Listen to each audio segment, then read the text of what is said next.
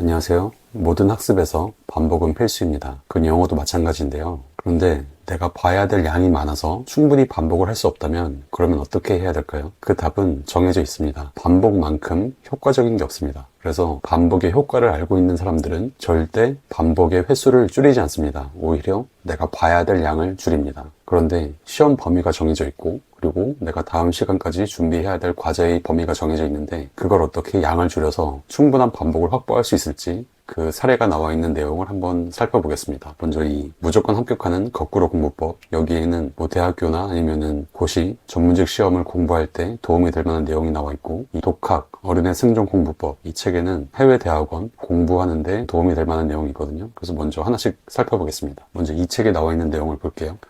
보통 고시 합격하거나 학교를 수석 혹은 차석으로 졸업한 사람들이 공통적으로 말하는 공부법이 있다. 바로 10회독 정도 하면 웬만한 시험에서 초고득점을 한다는 사실이다. 이는 당연하다. 10회독을 하면 당연히 해당 내용은 누구보다 잘 쓸 수 있을 뿐만 아니라 그 내용을 응용할 힘도 생긴다. 이렇게 10회독의 효과를 얘기하고 있거든요. 그렇다면 어떻게 10회독, 아니 그 이상을 공부할 수 있었을까? 그 비결은 바로 나오는 부분만 줄여서 최대한 양을 줄인 후 공부했기 때문이다. 그러니까 요새는 뭐 교재나 이런 거 보면은 강의, 그러니까 온라인 강의를 기본적으로 제공하는 게 되게 많잖아요. 그런데 이 책의 저자분이 얘기하는 거는 그런 기본 강의나 기본서 이거를 모두 다 보려고 하면은 그거는 시간이 너무 많이 들기 때문에 충분한 반복을 할 수 없다고 합니다. 그러니까 그런 걸 다 보려고 하면은 이분이 얘기하기에 내 경험상 2번 보기도 벅찰 것이다.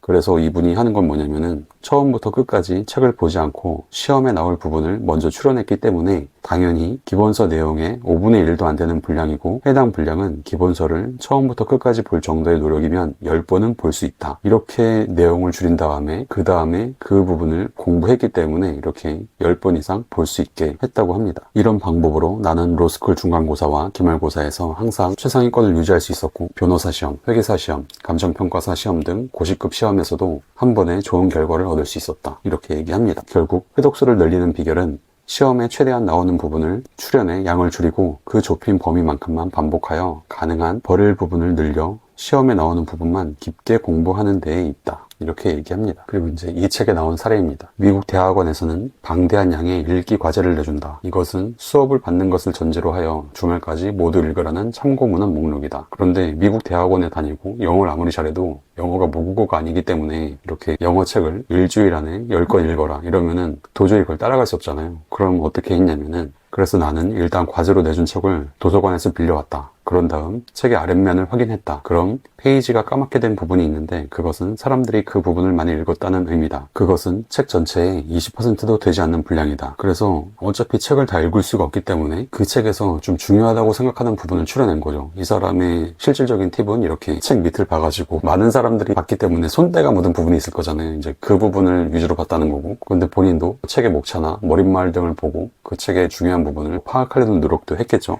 그렇게 해서 전체를 보려고 하는 게 아니라 그냥 이 책에서 중요한 내용만 골라가지고 내가 볼 수 있는 만큼만 골라내서 그거를 가지고 반복해서 충실하게 준비한 다음에 그 다음에 이제 수업에 들어간 거죠. 그렇게라도 하지 않으면 도저히 방대한 양의 과제를 해결할 수 없었다. 그러나 지금 생각하면 읽기 과제의 대응으로는 옳은 방법이었다.